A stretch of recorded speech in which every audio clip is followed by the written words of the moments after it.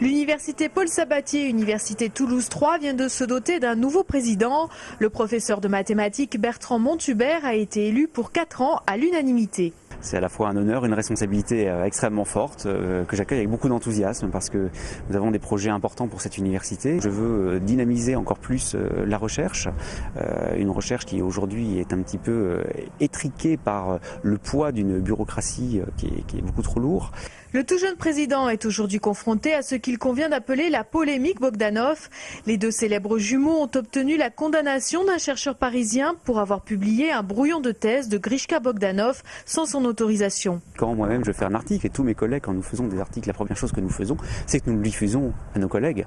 Et nous n'allons certainement pas leur dire quoi, vous avez diffusé nos travaux, c'est hors de question, et les attaquer en justice. La circulation des idées, c'est le cœur même de la science. Les frères Bogdanov, qui ne peuvent pas se défendre de ce point de vue scientifique, essayent de se défendre en justice.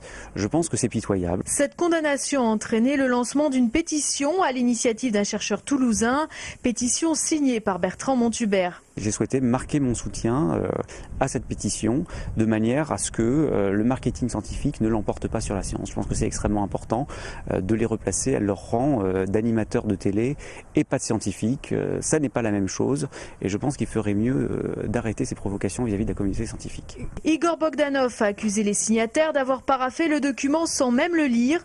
Il entendrait contre-attaquer et lancer lui-même une pétition. Il propose une confrontation publique avec la communauté scientifique.